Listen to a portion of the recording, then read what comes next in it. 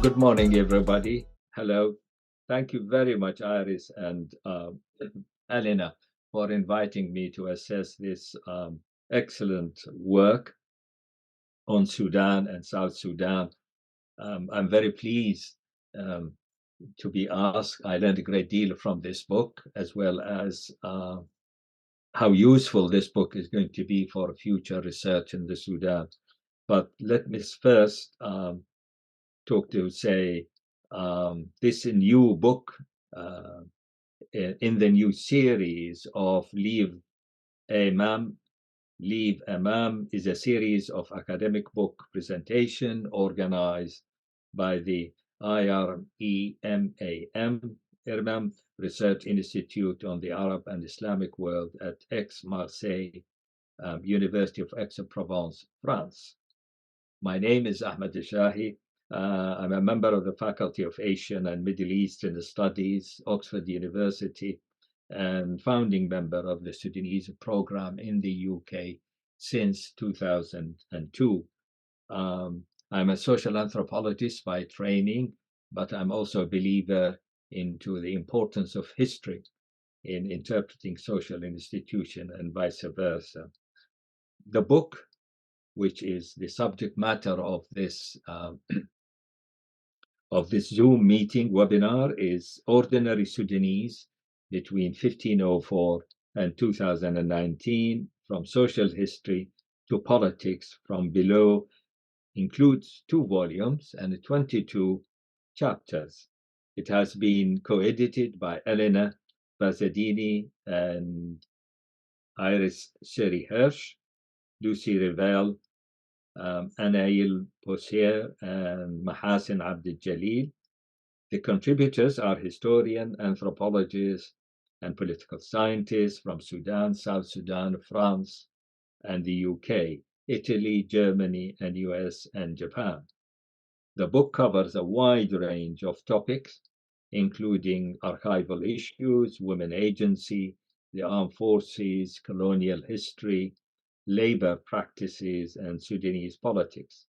It was written during and after the Sudanese so-called December Revolution that toppled President Omar Hassan al-Bashir in April 2019.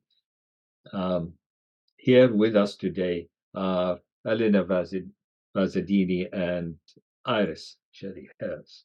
Now, let me talk about the background of our colleagues. Well, hello, Elena. Elena Vezzadini is a research fellow in modern history at the French National Center for Scientific Research. She is a director of the African Worlds Institute in Paris. Her research has focused on the history and memory of early Sudanese nationalism, trade unionism, women and the press, and the expression of emotions in colonial and early post-colonial Sudan. She is currently developing a comparative history of female urban professions in the 20th century Sudan, Tanzania, Ghana, in the framework of an ERC research project. I turn now to Iris. Iris is an associate professor in modern Middle Eastern studies at Aix-Marseille University and a member of IREMAM. Research has explored Sudanese-Ethiopian relations during the Mahdiya, as well as the nexus between education, citizenship, and violence in colonial and post-colonial Sudan. She has studied literacy issues, history teaching, moral education, politics of Arabization and Islamization, and military instruction in Sudanese schools. Her current project analyzes how Eastern Mediterranean marshes inhabited by water buffalo herders, were transformed into a Palestinian-Israeli locality between the late Ottoman era and the 1960s. So now we turn to, I have read this book, which I enjoyed enormously, and I learned a great deal. And I have posed some question to really supplementary, asking for supplementary question. And both Elena as well as Iris have selected 9 questions which are pertinent to the book itself. And I'm very glad that they chose the very thing which I thought perhaps very important for the audience and discussions to answer these questions. So I turn now to Iris and Elena to answer some of these questions. I am here to um, answer, to add, or to think. So I leave that to you, Iris and Elena. So you have been very kind to, prompt us to answer to the question, what is ordinary? Yes. Because, in a title like Ordinary Sudan, it is really fundamental. What do we mean by ordinary? What is the sense of that, especially considering the fact that we cover a period of history which is extremely long, from the Funj time to the 2019 events, and that we cover categories of people that are totally different. We have soldiers and policemen, cinema goers, alcohol drinkers, midwives, women activists, rural workers, city dwellers. So how do we put all these people in one category that we call ordinary? But we try to, in fact, maintain in the introduction of the book that this category ordinary as what I call a heuristic value is still interesting. In fact, for us, it indicates a relation of power and it implies a politics of representation. So, ordinary people are those seen as such by those who govern, and they are viewed as people undeserving as a special gaze for whatever reason they may be. Maybe because they belong to a sexual or an ethnic minority, because, like the police, they belong to the banal executors of the violence of the state, or because as women, they're seen as passive actors, in fact, and not as agents of history. So, to sum up, the term ordinary expresses a relationship and a way to look at people from the part of those who have power that has a clear archive effect, because we do have a great difficulties of finding traces of those actors, and therefore the writing of history about them is very, very different. And I just say that this is really the theme. This theme has been tackled by the article by Hassin Abdel Jalil on tarnished history versus celebrated narratives. And she maintains exactly that there are a variety of narratives that in several ways have been obliterated, either because the events have not been recorded in archives, they are not made it into archival traces, or because, in fact, traces are eliminated into the archive, or because historians, because of social pressure, gives in fact, to social norms and consider certain topics as unspeakable. For example, the question of sexual minorities or slavery or sexuality and so on. So for us, it is clear that being ordinary doesn't mean to be normal, but is rather what histories has tended to forget because it's not worth representing. So thank you very much for this question that really allows us to answer to a very fundamental question in the book. This particular question lead to something. If you talk about ordinary Sudanese, perhaps future research will have what they call mass archives. And mass archives means you go with your microphone around in the streets, in the villages and things, and ask people what they think.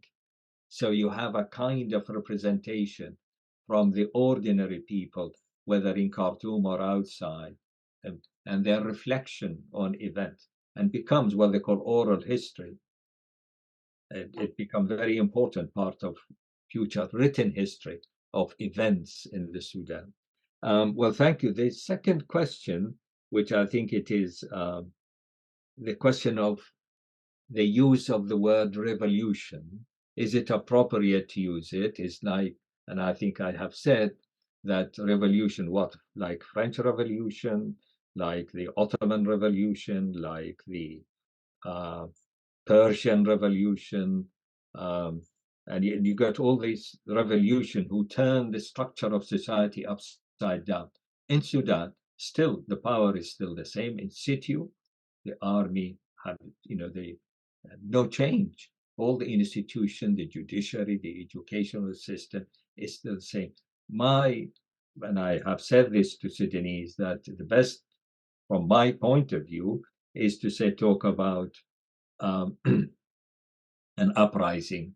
Yes, within the element of uprising, you're trying to change, but unfortunately, the army has been in power more or less since not 1958, but certainly 1969.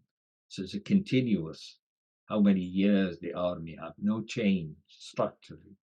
So I leave it to you. You tell me what you think. Yeah. Yeah. Thank you very much for that question. I think it raises the important issue of analytical categories versus ordinary representation of the social world. In other words, can or should the 2019 events in Sudan called a revolution? So I think both categories are significant here, and I will a little bit elaborate on that. So maybe let's first recall the political context in which this book was produced. In fact, it started as an international conference that was held in Paris in December 2019, which means that it was just 8 months after the demise of President Omar al-Bashir, and just 3 months after the setting up of a so-called transitional government under a civilian prime minister.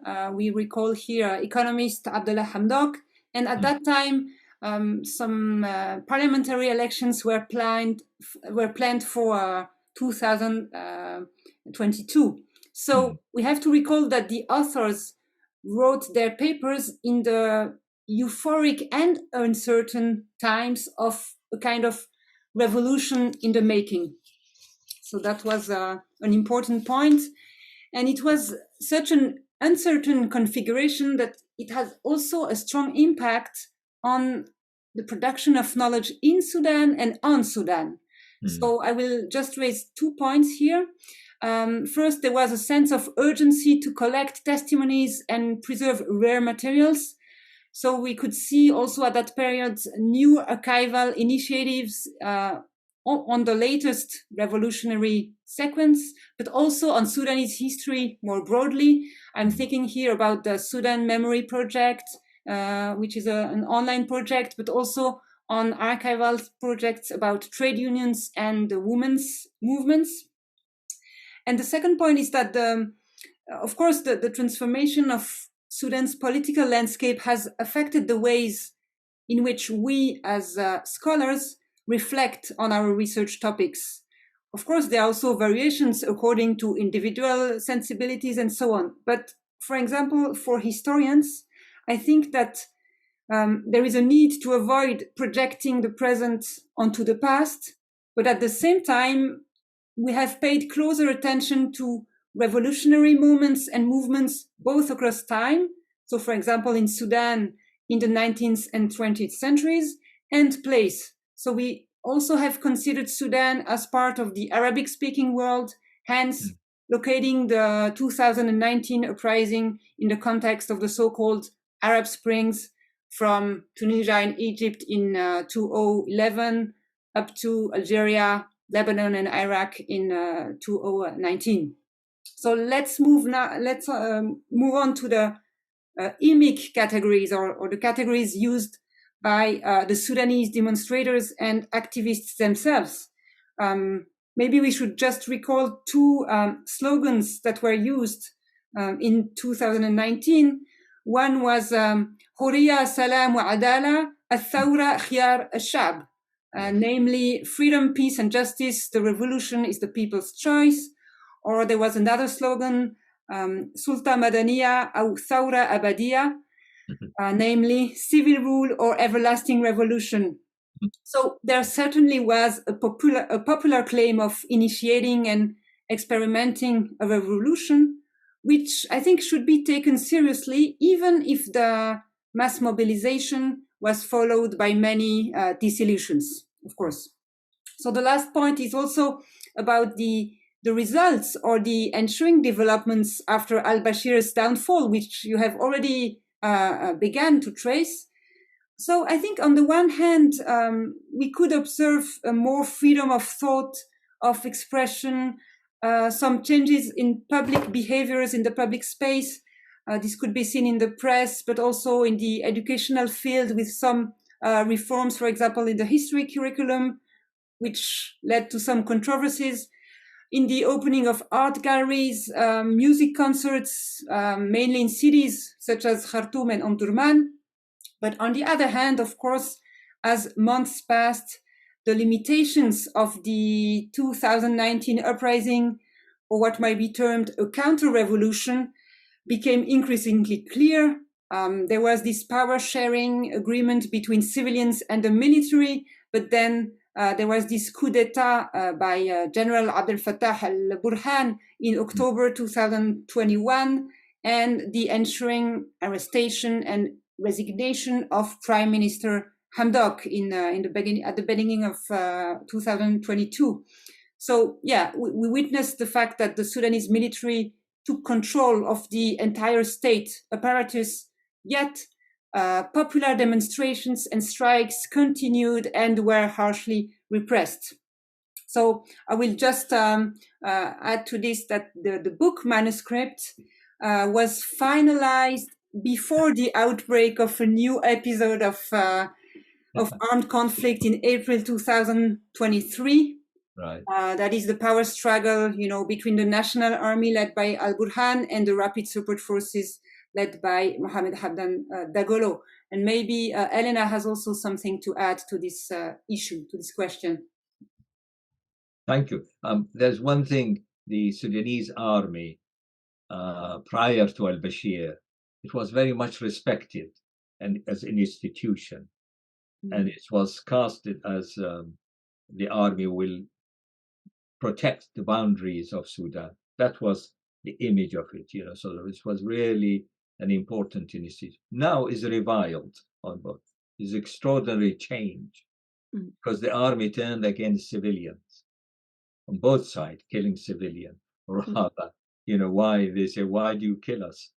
We haven't, gone, so there is a shift in terms of image and reality, that the army is not behaving how the ordinary Sudanese perceive the army to be as an institution of protecting the people. And secondly, I think is in relation to this, why I'm, put this question, is that whatever researchers doing, it tend to be urban concentrated perception of an institution. I mean, how much, for example, in Khartoum, in Kosti, in Karma, or something, how people Sudanese perceive this themselves, tend to see just urban-orientated explanation of the political process. But perhaps this may come again later on. Let's move on to the third question, which is important, and is coming back to both of you, Elena and Iris. What is the purpose of doing this book? When I said is the purpose of editing such an interesting volume. Yeah, thank you for this question, which is very broad. So I will try not to be too long, but there are many elements here. So maybe I will start by recalling the 6 major parts of the book, because I think we haven't discussed this yet. So the 2 volumes have 6 parts, and so the first one tackles the entanglement between archives, social history, and power. The second focuses on women's agency in history and politics, from the Funj era to the recent 2019 revolution or uprising. Part 3 includes contribution on the history and global connections of the Sudanese armed forces. And then the next part, part 4, intersects the themes of urban life, leisure, and colonial attitudes with queerness. Yeah. Then we have a part on labor, identities, practices, and institutions, which are discussed in urban milieux, but also against the background of war and expropriation in rural areas, and especially in the Nuba Mountains. Right. And then the last part studies the construction of social consent under various self-styled Islamic regimes, such as the Mahdiya and in the Inqadh regime, as well as the emergence of alternative imaginaries and acts of citizenship in times of political openness. So I should say that the South Sudan is underrepresented in the book, and that it's not a scientific choice on our part. It rather reflects the academic composition of people that actually responded to the call for papers and then contributed to the book. So we'd like to have more contributions on South Sudan, but I think it's also linked to our, scientific networks. But it's not like something that is really a purpose here. So maybe let me try to trace the contribution of this book to the field of Sudan studies. We should maybe recall the historical origin of the word Sudan, especially for people that are not familiar with Sudan studies. Let us recall that it comes from the Arabic expression Bilad al-Sudan, land of the blacks, which was coined by medieval Arab geographers to refer to a very broad and loosely defined area stretching from the Atlantic Ocean to the Red Sea, and that the word Sudan was later used by Egyptian and European colonizers in 19th century Africa. So we can speak here about the territories conquered by Ottoman Egypt from 1820, and then in 1899, the country was renamed the Anglo-Egyptian Sudan because of this special dual colonial type of rule. What is interesting here is that this initially external exogenous term was reappropriated by the country's inhabitants, but its meanings have varied according to different contexts.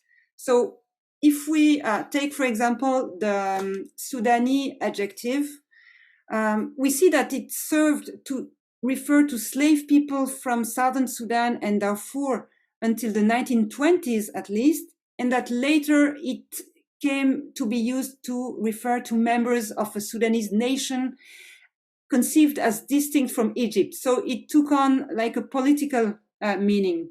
And then if we take Sudan as a place name, of course, it was the name of a huge country from 1956 till 2011, from Wadi Halfa near Egypt up to the Ugandan border. And after the secession of South Sudan, only the north kind of remained Sudan. Now, Sudan studies as a research field has its own history and particular position. It is located at the crossroads or on the margins of Middle Eastern and African studies because of Sudan's geographical location, linguistic and religious diversity, and also the academic specialization of Sudan scholars. And we should note that there are still quite few Sudan specialists, especially compared to other fields of research, for example, about Egypt. So I think that this quite rarity is linked to this in-between geographical and cultural position. We see that Sudan is often absent from works on the Islamic or the Arab world. It's not always included in Africanist studies also. It's also linked to its singular status as an Anglo-Egyptian condominium in colonial times, so that Sudan is also often excluded from works on the British Empire. It's also linked to the very long civil wars that have plagued the country since independence. And I think it may be linked to Sudan's marginalization in international diplomatic circles in the 1990s because of the al-Bashir's support for the Al-Qaeda jihadist organization then.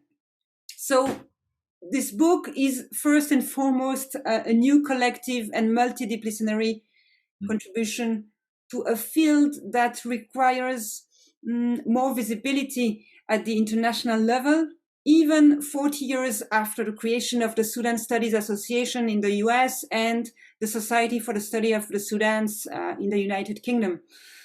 Of course, a number of important volumes and journal issues have been published, mostly in the fields of political science, geography, and anthropology.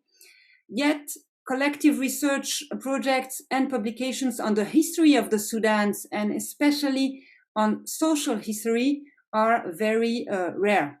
Very rare. So the book aims, to share the results of recent research, stressing the role of ordinary men and women in Sudanese societies and politics.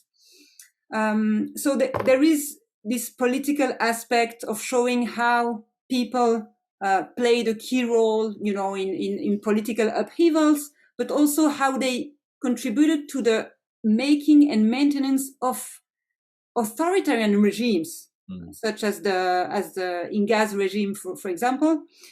But the purpose was also to explore Sudanese daily life from various perspectives, at school, at work, in the army, through health issues, conceptions of holiness, gender relations, leisure activities, for example, alcohol, cinema, sexualities, and neighborhoods, using historical and anthropological methods. And here we have to say that we made a choice of crisscrossing disciplines around specific themes rather than organize the book along chronological lines or geographical focus. And maybe a last point about our position as scientific editors in a broader context of glaring inequalities that still characterize the global economy of knowledge. We know that most academic institutions, funding, scholars, publication are still concentrated in the global north. And in this case, we have benefited from financial support by French institutions. But one important aim was to provide an international forum for Sudanese scholars who usually write and teach in Arabic.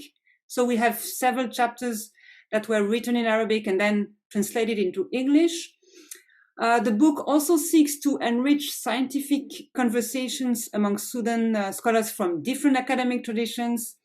And also there are a few chapters that we can say that lie at the intersection between standard academic writing, at least according to international norms, and politically or socially engaged texts. And here I speak about authors who are actors or have been previous actors of the situations they analyze.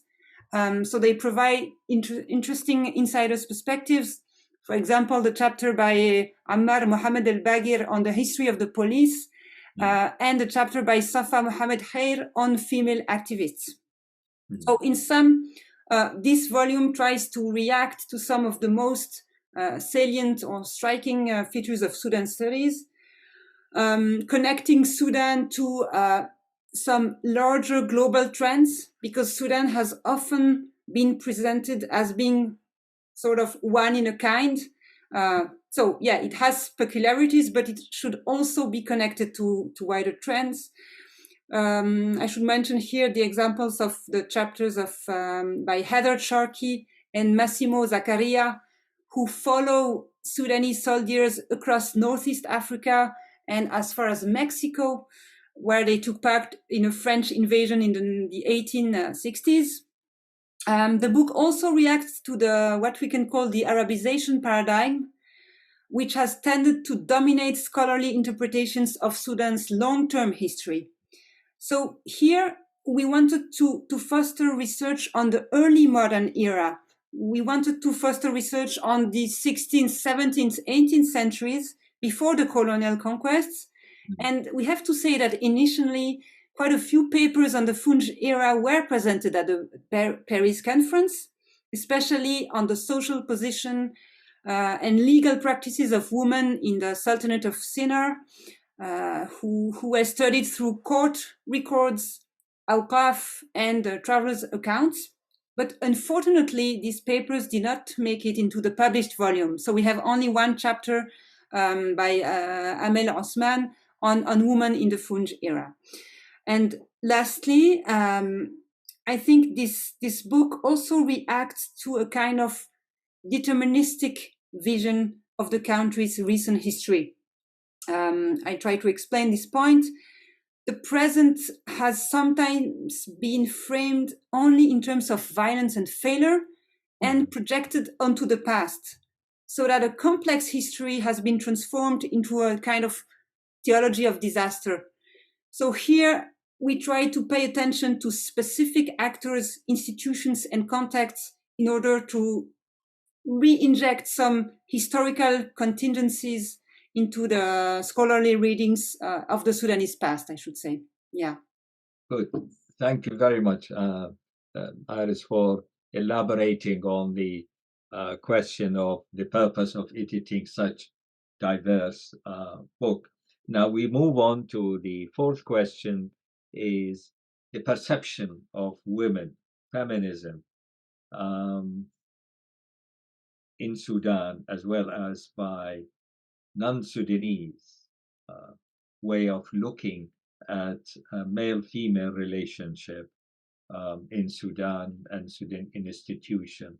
I don't know what my feeling is that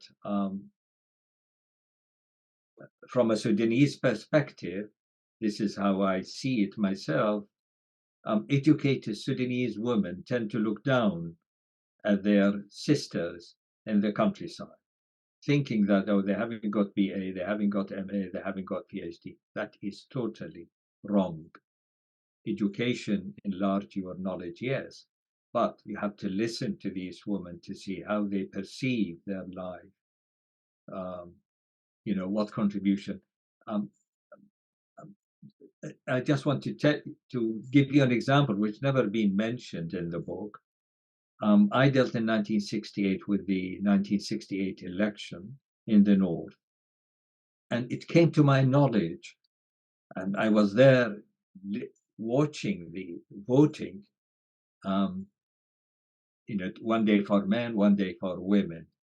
And if you count the votes of women and put it on every single candidate, whether it's a Muslim brother or Khatmis or Ummah or communist, even there was a socialist one, they will win because women are in a majority. And this is why some of the educated Sudanese men do not like, you know, women to be part of it. I mean, you would say about, you know, the organization of women in Sudan, and, you know, they are fighting for their women rights into the state. But really, they don't go and look and sit with a Beta woman, with Ababda woman, right? Or with somewhere in the, you know, Kordofan woman in the countryside to see, what do you think about yourself? What do you think? You have so many children. What about education? They don't. They sit in their offices in Khartoum and pontificate about the woman. That is a fundamental error in the way Sudanese women educate things. They know better. No, they don't know better because they don't know the others, what the others think. They dismiss it as of no consequence. So I leave this to you to see whoever want to answer this. Is it Elena? You want to do that? Hello, yes, this is for me because I follow closely this part on gender. Yes. So I prepared an answer. So again, I think that the answer is historiographical in the sense that we started from the feeling that there is a real problem with the history of women in Sudan because it is characterized by a lack. Especially in English, of course, works in Arabic are more present, but still, at least in English, there is a sore absence of works about the history of women. And of course, when we talk about the history of women, immediately you see the problem of this category because there is not one, but many.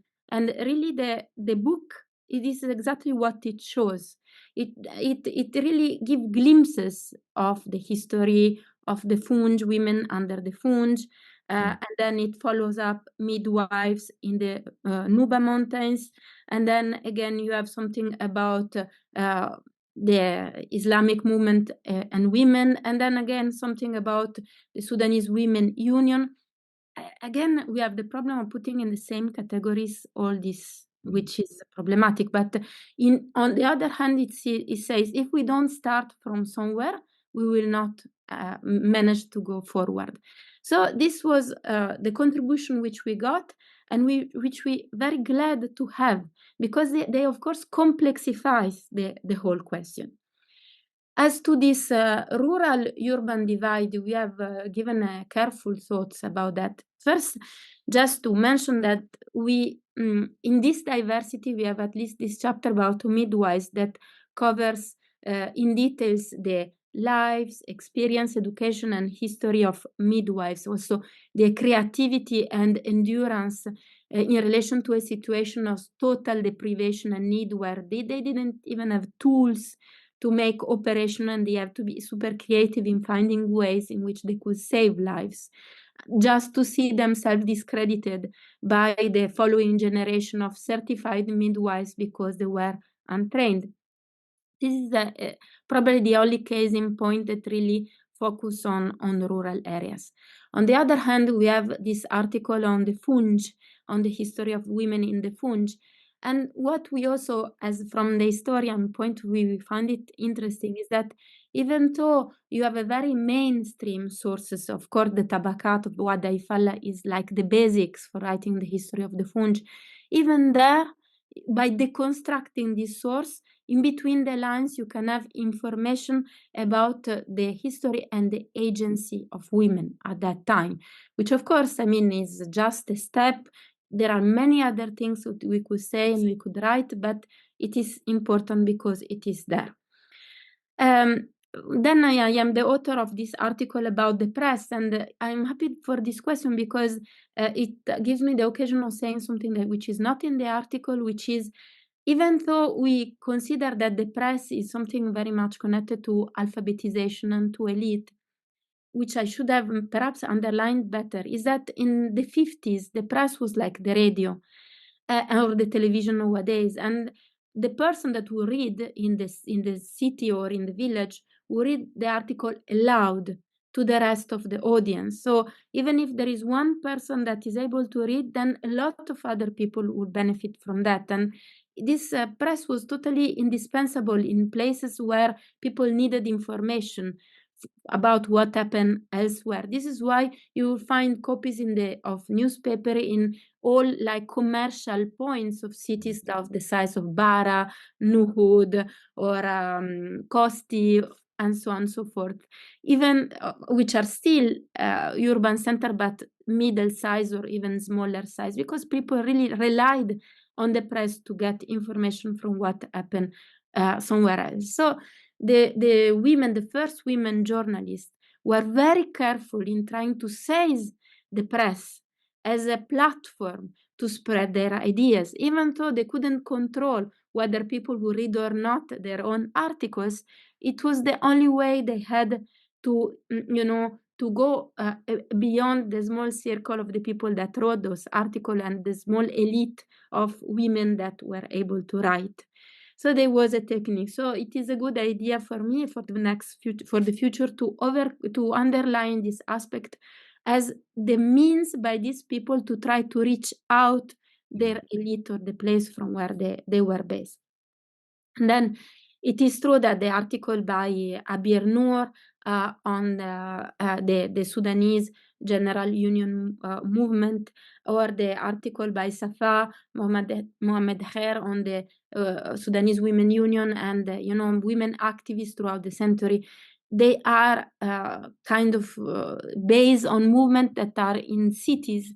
But still, I think that some of the conclusion they can be applied also to groups of people that are generally Sudanese, or to general conclusion that are not only related to the group that produced those ideology. The fact, for example, that Abir showed the way in which the Islamist ideology was not only an ideology out there, but was very much connected to clientelism and patronage that managed to make this ideology rooted among Sudanese women. And then the same for Safa. For us, it was a very important contribution because of the scarcity of works in English, and also her position as a person that was first a PhD student at the University of Khartoum in history, but herself very connected to this world of activists. So it was still a contribution that was for us as having an insider point of view, but still giving glimpses about history, which in the scarcity of works on Sudanese women was very important for us. So for us is to make a too sharp division between educated and uneducated is complicated because of these elements. It is true that in relation to what you said, we didn't really focus on the way in which educated women made it or tried to make it to reach out. I have sources about that. I know that, for example, in the 50s and the 60s, the women of the Sudanese Union, they were very much interested in reaching out. They were trying through the press. And in the press, and in a journal like South Al-Mara, you see articles, for example, about the Bija women or Hadandoua or Bagara. They wrote articles about them, to celebrate the diversity of Sudan. So they were trying to advertise the beauty of this diversity, and through the press, they were hoping to reach out. But it is true that it's not something that we have been focusing on the book, and this is something that we can, I hope, in the future, some scholarship can take up. Thank you very much. I pose this question for two things, is that literacy and perception. The educated Sudanese women tend to link these things when they say, well, it doesn't matter if you don't read, if you haven't done your degrees or you haven't read books, you have a perception, you are a person, you think about your circumstances, about your life, about your husband, about your children, about your future. And that kind of information is being put aside by educated women because it doesn't count as far as they are concerned. They don't go and consult and sit with a Bija woman or a Bagara woman or a Kababish and say, your sister, what do you think about, you spend so much of your time trying to help men, trying to help the economy. What do you think? How could the state help you? How could we help you as educated? That is that. I was there, 2 years living in the north. I haven't seen a single Sudanese educated woman coming from the city and sitting with these women or talking to these women. Not at all. They are sitting in Khartoum, and I say pontificate, unfortunately, pontificate about the future and about how they should improve situation of women without knowing what it is needed in the countryside. And I think that's a major problem. I hope that from now onwards or in the future, these educated Sudanese will wake up to the fact that degrees does not make you a good person. Exactly. It will very give quickly, you knowledge, but it gives you some knowledge, but it doesn't make you better than any other woman. I can just quickly react, as especially of the 50s, of course, that the Sudanese Women Union in the 50s had, major structural constraint. Of course, women in the 50s, they had problem to go out in the street without being, accompanied by a man. So, and they had no money, of course. But again, they themselves, they relate a very, very difficult situation. This is why they are called the pioneers, because they were the first. Yes, absolutely. To go out and speak in public. But I will stay there and thank you. To the next question. Yeah, and linking up is a question of why Sudanese, again, it's related to what we have been discussing, that why do women join the Communist Party? For what reason? Even men, they talk, even the Communist Party in Sudan itself, and you say you're talking about communism, Marxism, Engels, and so forth, so on. Well, can you tell me are there multimillionaire or multi-billionaire, or are there, swath of, land in northern Sudan or central Sudan owned by one particular person? Is this sort of bringing an ideology without knowing, does it make sense in the reality of the economic situation? In the north, the whole thing from Halfa right up to Khartoum, it's just a tiny little strip of land full of dates, and this is shared by generations of Sudanese because of Sharia law of inheritance. So there is no idea of concentration of wealth in particular. Maybe because of wealth in Khartoum, but not in the whole. You look at the cattle of the Dinka, it's all shared. It's extraordinarily complex situation. Or Kababis, people have shares into animals. Even in the north, people have share in one particular date farm. So when the harvest comes, all the dates collected, it has to be shared according to the Sharia law. So there is no chance for any kind of aristocracy, as some of them said, or join. Oh goodness, if I join the Communist Party and it succeed in the election, I would be better off. I tell the communists, I say, just tell me who is in the countryside in Sudan, who needs to be to join the Communist Party or not. So yeah, I don't know who is going to comment. Very quickly, I will take this as well, because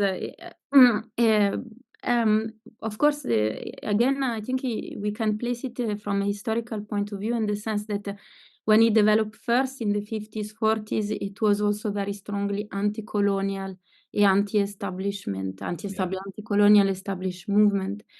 I think that you have heard many times the saying that Sudanese are natural communists, which goes a little bit in the sense of what you say. In the rural areas, of course, this what you say, it is probably true. I work, as you know, probably mostly in urban center, and there communists, of course, you can take it as an ideology of a tiny intelligentsia, but not only, as you know, it was also the ideology of neighborhood like Dame, and of course of cities like Atbara, which was connected to group of people that were on the one hand connected to the colonial state, part of the colonial state, because they were hired as workers, or later, even after the colonial state, they still kept working for the railways and so on and so forth for a state, but at the same time, they were very critical, because they experience a lot of material constraint and hierarchy and injustice connected to this situation. So I think that in the urban center, it is not only an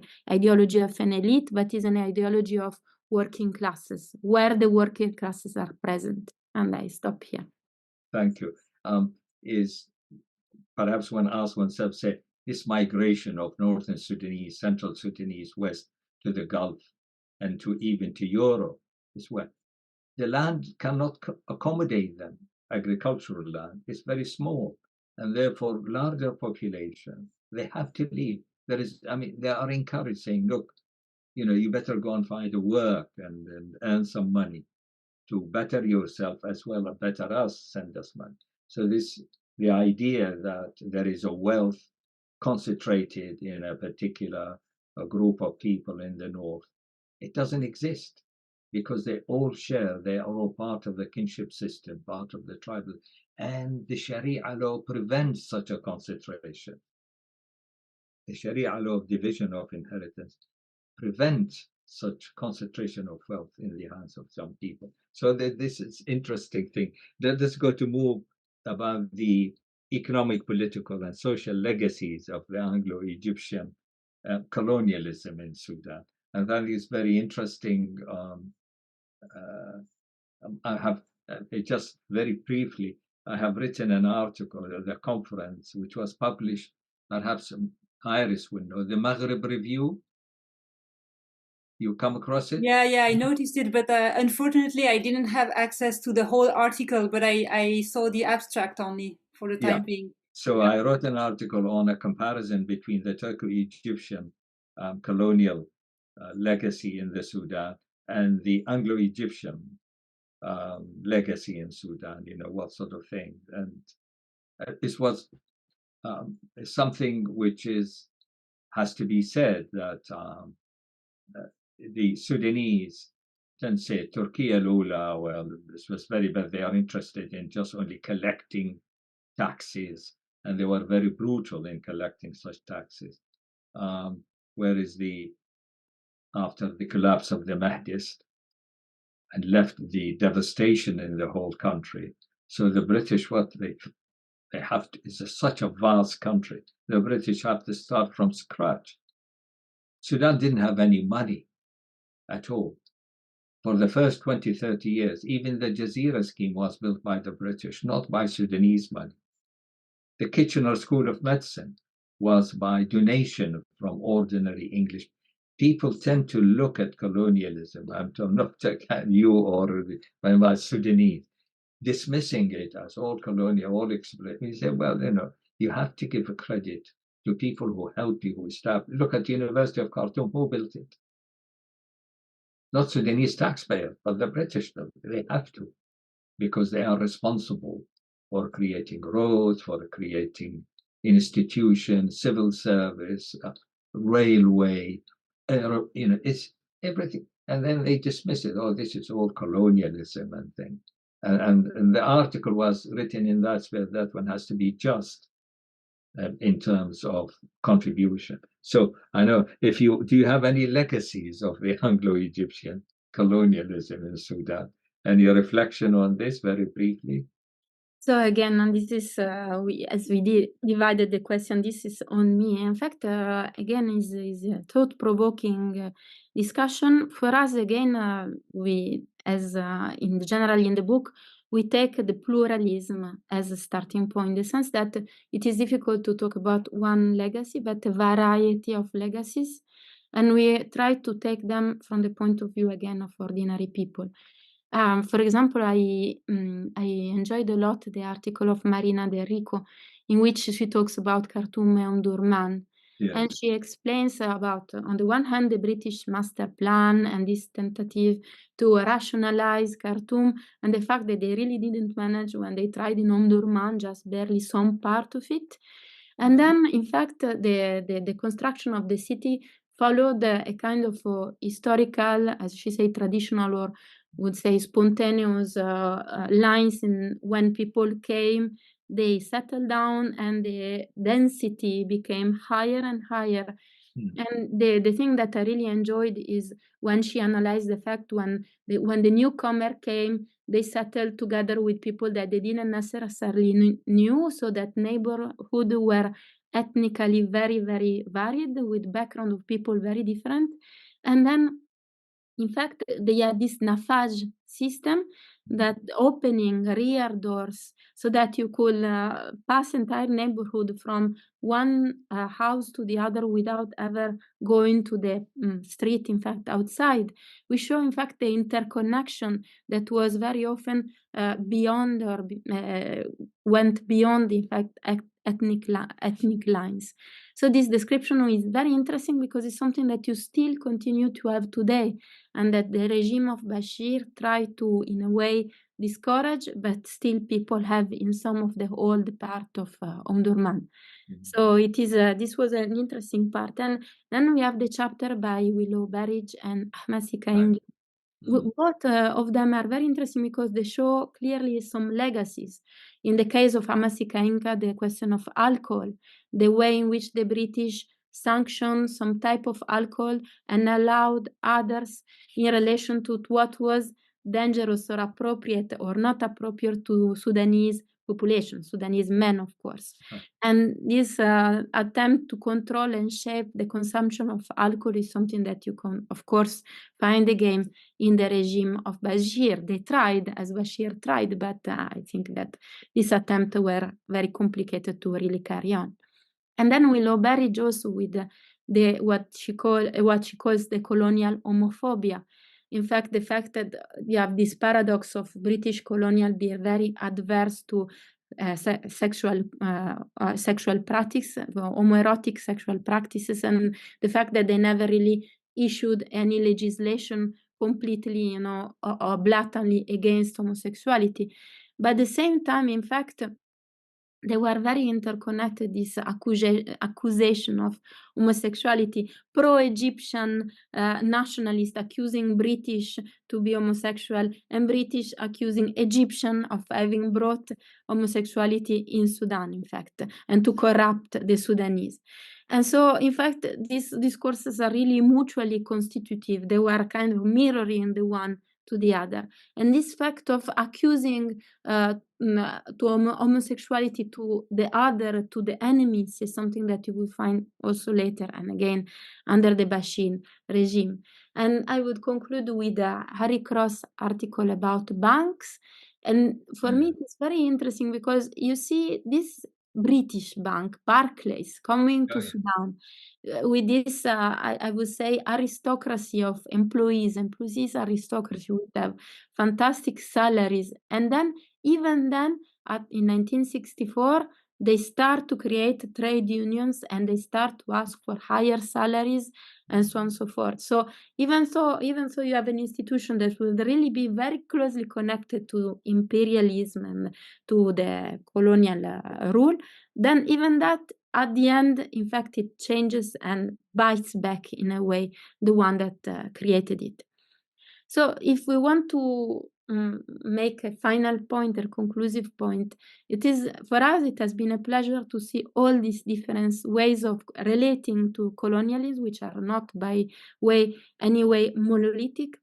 The only thing that we want to underline is our take on the issue, which is, again, try to be close to the actor, in the sense that we are not talking about colonial institution, colonial administration, colonial government and their legacies, but we try to put ourselves at the level of the citizen, men and women, and to see how they experience these legacies. And now in their life, they've seen them sometimes coming back at the time of Bashir. So in fact, we try to propose a new approach of colonial history, which is a kind of social history in the colonial time. And I will stop here. Thank you. Thank you very much indeed. I think that homosexuality exists in the Sudan for centuries. It's nothing to do with colonialism. In the city, you melt, whether you are lesbian or homosexual. But in the villages, they are known. But you don't talk about them. You don't ostracize them. They are part of the community. Even some of them, as I know, even some of them are married with children, and yet they are homosexual. But in a sense, accepted that this is the case. So there is no question of marginalize those people in any way, economically, politically, or socially. Alcohol, the boza, the aragi, has been for centuries. Even I know people, elderly people, who lost their eyesight. They are blind because of this potent aragi they drink from Baragawi Day. I remember, they used to come and see me, there and say, "Have you got, anything I could drink?" What they call mayat al-Inglis, which means whiskey. And I say, well, I do not want to have the reputation of providing alcohol to those people. And it's still the favorite Sudanese drink for the Sudanese is whiskey, right? So, is again to blame the colonialism for this. It's not correct thing. It's part and parcel of their daily life, those people. But the Sudanese, interesting, are very tolerant.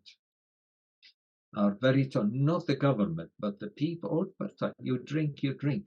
And I mean, I have seen people, they pray, and after they pray, right, bring the whiskey, even among educated Sudanese. I've seen with them, high official civil servant. I sit with them. They pray, and then where is the whiskey? Where is the ice? Where is the water? Right? And they drink like fish. Right? They drink everything. They don't leave things till tomorrow or the after tomorrow. So that is an easy way out. It's all colonialism. What about yourself? Look at yourself. That people drink Marisa perfectly all right. And they used to have in Dayas. I remember I've been to one of these Sindais just to look, sort of thing.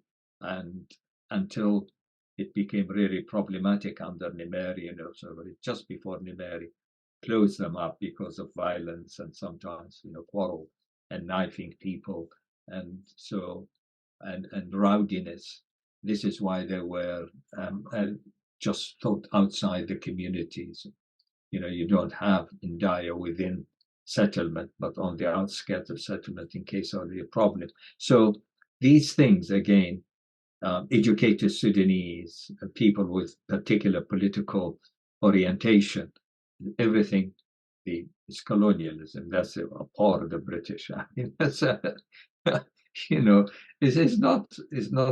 it's not them introducing these. It already exists, except they say, the whiskey, fine. You bring the whiskey and think, but the aragi is more potent than the whiskey, particularly a brand of. I never drank that because it's very potent, and I've seen people without, lost their eyesight because they drink daily with that aragi because there is no. And then I think the other drink which I haven't is sherry, which is a kind of wine into it, and that's sort of you elevate. I remember financially from aragi if you want to drink something better, sherry, and if you have the money, whiskey. No gin, no vodka, that's later, but whiskey to this very day. The favorite, if I may say, the fairest communist members, the best thing to drink is they sit and drink whiskey. That's what they drink.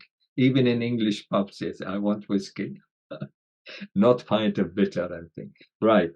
Thank you very much. Now, I think the last two questions are very interesting. And one is whether the concept of, Arabism represented into the Ba'athist party in the Sudan, which has really no roots whatsoever in Sudan society or politics, or Islamism.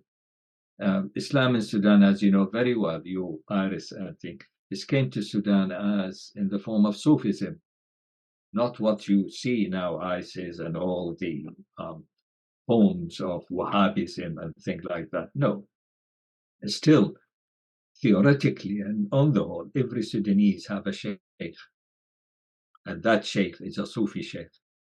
It's only when Hassan al-Turabi came saying this is all wrong. There is no. It's like the Wahhabis, thinking that all the Sufis and associated cult are what they call bid'ah. This is a new thing which is not allowed in Islam. This is their own interpretation. But to Africa, south of the Sahara, they know Sufism. And that's what, Hassan al-Turabi didn't understand, or if he did understand, he doesn't want to accept the fact that people's religious belonging is different from his, and therefore he has to respect that rather than marginalize, say, no, this is wrong. This is what they say, right and wrong. This is wrong and this is right. And so the question is whether these two trends in Sudan politics, secularism in terms of Arabism, and Sudanese, even northern Sudan, they say, well, we are partly African, partly Arabs. We are not purely Arab. But those Arabs, whether Egyptian or Syrian or Iraqis, they think that we are all Arabs. They say, no, we are a mix, perfectly. So it has nothing to do with us, all this. It's only people sitting in Khartoum. What was the man who was the Secretary General of the Ba'athist Party, Malassi, he was a lawyer. He died, but he was supported by Saddam Hussein to popularize Arabism and the Ba'athism. But do you think, both of you, whether these two ideologies are leading to the disintegration of Sudan as we know it after the separation from the South, whatever remained from Sudan? I mean, now the conflict between Burhan and Hemeti, what are they quarreling about? About religion, about Arabism, or about economics, or about power? Thank you for that question, which is also a very broad one if we consider, also historical time. So, well, talking about disintegration or fragmentation implies the notion of a unit called Sudan. So Yeah. again, I think we should recall that Sudan as a political and territorial entity has been constructed firstly by foreign conquests in the 19th and early 20th centuries. We have talked a little bit about the Turkey and the Anglo-Egyptian Condominium. And secondly, also through Sudanese ideologies and state structures such as the Mahdiya, and also this trend of Sudanese nationalism based on Arab and Islamic culture that developed also during colonial times. Yet, as has also already been argued by historians such as Heather Sharkey, the moments when the North, the South, and the West were actually united are quite short in history. So we can already state that since the 16th century, state administrations based in Sinnar, El Fasher, and later Khartoum and Omdurman, more often than not, controlled only part of this territory. One should also bear in mind that during most of the Anglo-Egyptian era, during most of the first half of the 20th century, the North and the South were administered separately by the British-dominated Sudan government. Yeah. So actually, if we consider Sudan as a place and as a society, it is really characterized by diversity, as you have also started to say about Islam. So, and I think this is linked to the vastness of this territory, and also due to its physical location on the globe. So we have a very high degree of geographical, social, and cultural diversity, which we should maybe recall for people that are not very familiar with Sudan. Let's say about Sunni Islam that there are many different Sufi orders, various then ideological Islamist streams, but also about other religions. About Christianity, there are different churches, Protestant, Catholic churches, and there are also all these various so-called African religions.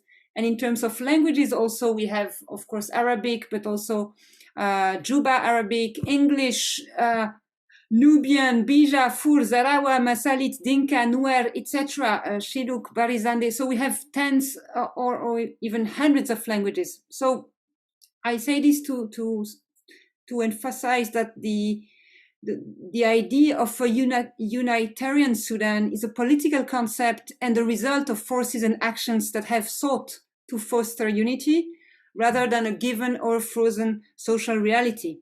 And it's clear that since the late colonial era, and especially since 1948, with the advent of the first Sudanese Minister of Education, Abdurrahman Ali Taha, decades of Arabization and Islamization policies have attempted at uniting the country, but they have rather nurtured multiple oppositions in Sudan's peripheries, be it in the south or among Western Muslim groups that do not identify themselves as Arabs.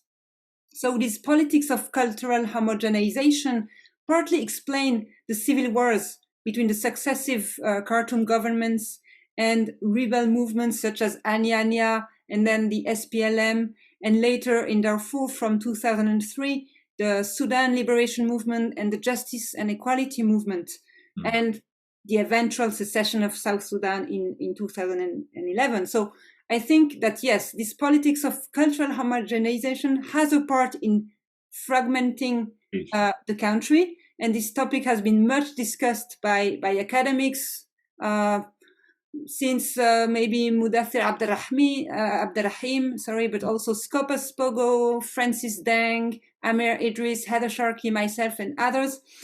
And I think that in this book, Ordinary Sudan, there are not many chapters discussing precisely this topic. Maybe only my chapter actually addresses Islamism as a political ideology, perhaps also Abir Noor on the Sudanese General Women's Union, and maybe Lucie Revia on other mass organizations and neighborhood committees organized by the Inqadh also touches upon the Islamist political ideology.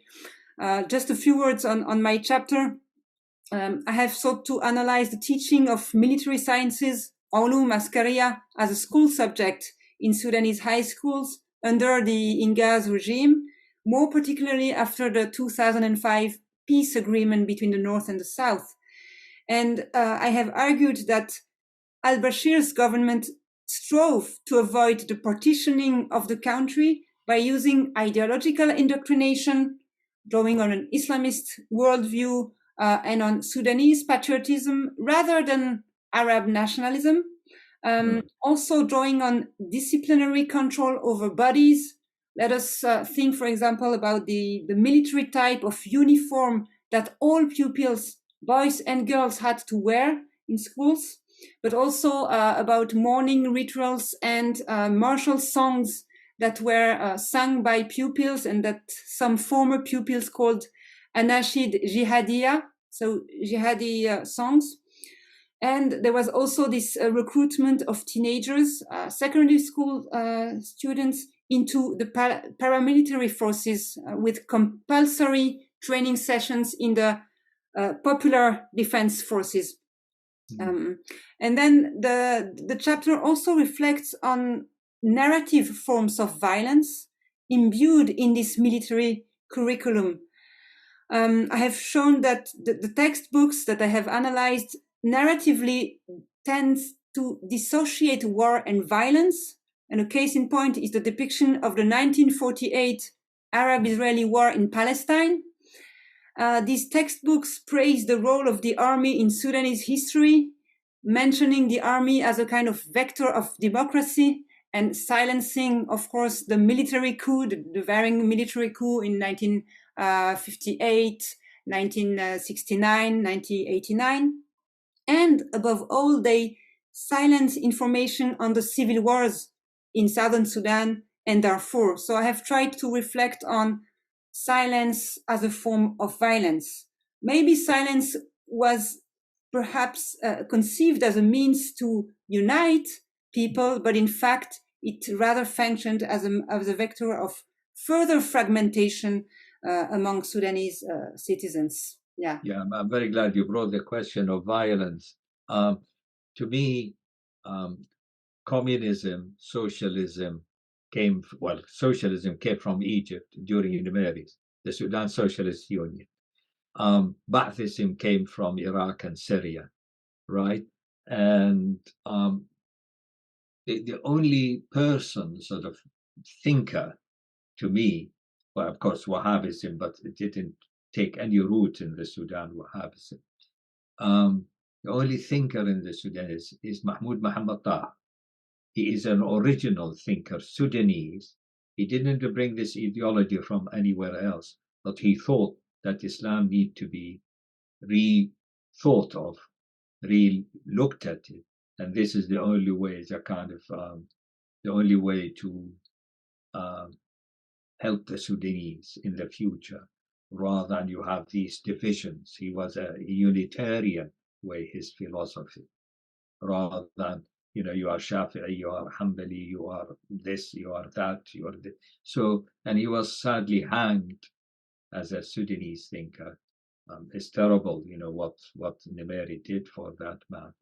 So, and this is what, you say, well, what is the future? Why, at the moment, this Bashir and Hemeti, who was part of al-Bashir people, it's not something different, but he's interested in money, he's interested in power, and so is al-Burhan. But Burhan, he was a kind of al-Bashir man, he was, and I think is dividing the Sudan, is fragmenting the Sudan, the Bashir. And so is also the Ba'athist one side, the communists on the side. So there's a lot of all these loyalties are really dividing the nations.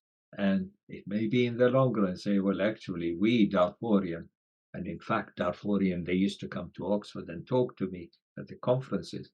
They say, we need the United Nations to come to Darfur and take over, and then we will have an election and see whether we want to join the Sudan or leave the Sudan. So maybe in the future, with all these problems, saying, well, actually, thank you very much, goodbye. We had enough of your central government. So that kind it's not a question of ideology, it's a question of ethnicity. That we are Darfurian, it's nothing to do with communism or socialism or Islam. It's Darfurian, it's ethnic. It's like the Southern Sudanese, John Garang, and all Southern Sudanese leaders in the 1950s. So they fought not on communism, except John Garang later, but previously, we are different. We are not Arab, we are not Muslim, we need our independence. And they achieved that through 2 civil wars. And Darfur is doing the same thing, saying, well, we don't want, to be part, because from 1956, I remember in 1960s, the cabinet, if you look at the cabinet, there's only one from Darfur. Darfur is a huge area. And also in the east, the Bija group and Hadanda, one MP, one minister. Now, this is unfair. If you want to incorporate all the people, then you have a proper, distribution of positions of power. Because of lack of this, people say, well, why should we join the Northern Sudanese? Well, Nas al-Bahar, the Nile Valley people. Why should we join them? It's better that we fight for our independence and things. So I put that one in is because it is a problematic, is that how to if you let, these ideologies seep into the political arena, then you have these problems. You need to look at your people, at the Sudanese, and say, if you want to live together, then you have to come together and share power fairly and squarely, rather than, well, they don't count, so, they are not important. We have the gold, they don't have the gold. So they begin to assess in terms of financial materials. And the last question, very briefly, both of you, Elena and Iris, is the question of this. Bashir introduced the idea of civilizational project. I don't know what you think of it. As Sudanese lack civilization. The Sudanese have civilization way back, even they say before the ancient Egyptian pharaohs, sort of dynasties. They are cultured, they are civilized, they know how to behave, they know how to eat, they know how to do things, they know how to pray in the way they think they are. So this civilizational means demeaning your own people because you think you know better, and therefore you should civilize them. Now that is absolutely, you just tell the Northerners, the Shahi or Jaliyin or Halfa, what the Nubian will say, who are you? You came from Arabia, we are here. We have civilization which runs back into thousands of years. So again, these concepts being brought in under al-Bashir by educated people who have interest personally. I'm sure many of you, you go to Sudanese, you are invited to lunch, you are to dinner, you are invited to wedding. And look at that is a fluorescence of culture, of attitude, of even in language itself, which I'm sort of, and I remember I think I collected quite a lot of poetry by women in the North. Women. Really, it is beautiful poetry with the men. So when you say civilization, you and Bashir, you have no idea what's happening outside your, the presidential palace, because you don't go and visit. And things like, I remember I was with one minister once being driven in Khartoum, and he came to the Souk al-Faranji, the foreign market, and all this, which I'm sure you have seen, all this rubbish, pile of rubbish. I said, Minister, you talk about civilization, or you talk about, Islam is good. And look at the rubbish. Where is al-Bashir? Does he come and see this? You see, so you got reality versus these ideas of we will make you a better person. We'll make the country as a better, country with this, which is not the case. They're all ended corrupt, I'm afraid. Yeah. So, do you have any reflection on the last point, Iris and Elena? I will start and then leave the word to Iris. In fact, again, I think I agree very much with this general description. That as in all the book, our point of view is the one of the actors, and what we try very, very, very hard throughout the whole book is to underline their agency. And so for this, it is difficult for us to accept a word like indoctrination, in the sense that for us, people are responsible for what they do. Of course, they have enormous structural constraint. Of course, the situation doesn't leave them much choices in many cases to do what they would to decide. But in reality, they do their best out the situation they have. And so they have to cope with that. They have to make choices, and they do make choices the best possible way they can. So this is something, for example, you can read in the article by Lucie Revilla about the Inqadh, to show that, of course, you have, the Inqadh and the structure of Inqadh, but then you have the creation of this intermediary class, in fact, actually, by people that, as you say, clung to the Islamist regime on daily basis. They didn't really have the choice. They did it, and they made the best out of it in order to use it for their own personal trajectories, So, in fact, on the one side, they are connected to the Islamist regime, which shape this class, but at the same time, they are not just subaltern or passively receiving what they get. They make out of it something, and they use it for their own life. And so there is I wouldn't say, perhaps you can call it a strategy, but in a way they are actors in what is happening. This is really our take. And in the other way, of course, because many people say in relation to colonialism, for example, yes, colonialism came and then imposed on people ideas like nationalism or modernization.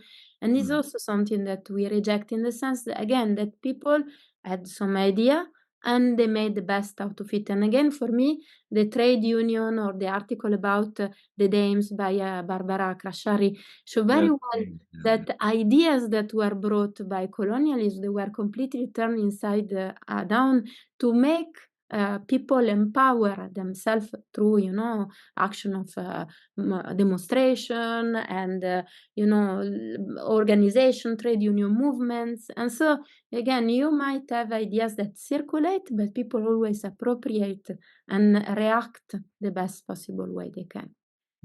Thank you. Iris, do you have any? Yeah, just very shortly. Contribution? I agree on this last important point. I think that in the book, most of the chapters bring out people's agency, but also tensions within various groups, institutions, and communities, as well as local appropriations, reformulations, or even rejections of dominant discourses. So yeah, there are ambiguities, there are tensions, and that's what is interesting also in Sudanese history. And I will just end with an example from my case study. I have interviewed a few former pupils also to have to hear their experience about schooling, under the Inqadh regime. And some people showed me that the implementation of the military curriculum varied according to places and teachers, and in particularly according to the political affiliation of teachers, if they were closer or less closer to the Islamist regime. And also that the pupils didn't always comply with official requirements. for example, rather than singing a religious song, some girls would reply with what they termed a scientific song, or they even unplugged the music recorder so that the jihadi song would not be heard. So there were also some small acts of daily resistance or opposition to this kind of attempt by the regime to impose this overall social, moral, and I would say even this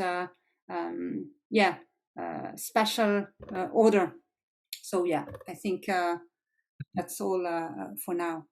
Yeah, well, thank you very much indeed, both of you. Thank you, Iris and Elena, for a very fruitful discussion of the book, and we enlarge on the book, on some of the themes of the book, which is really very interesting. And I hope now, if the audience have anything, do you have any audience who want to ask question? Iris? No, we don't have at the time audience, so we will just come to the conclusion. To the conclusion, which is that I'm very glad that this book has been published, The Ordinary Sudanese, from social history to politics from below, which was published by Gruyter in 2023, which I think should be an important reference work for all the people who are interested in politics, economic, feminism, the institution of the state, and one aspect of it, which I very, very important to me, is the question of the agriculture pump schemes in northern Sudan, which the British introduced, 5 of them, and still they are the backbone of the economy of northern Sudan. It's quite interesting work, though I disagree with the classification which I said about aristocracy. This doesn't exist. Or elites, another word. Even Sudanese, educated Sudanese, refer to themselves as the elite. Well, I think in the West, we have a different perception of what elite is and how do you classify people as elite. But there is very common occurrence, this the elite of Sudan, and both men and women. Anyhow, but there's a lot of discussion. So please, to consult this book, and preferably to buy this book to help further research and further publication. And we thank, on your behalf, the audience, we thank both Elena as well as Iris for their tremendous work in preparing this book for publication, and is a wonderful contribution to Sudan in the present circumstances of Sudan, very sad circumstances. And our heart and thought goes to ordinary, now I use your word, ordinary Sudanese, who suffered and suffering from all sorts of things due to the follies of the army and rapid support force, fighting each other and hurting the civilian, hurting their possession, and all sorts of, I mean, I have some friends there who really, their story is terrible, what happened, and they don't deserve it. And I think, as I said,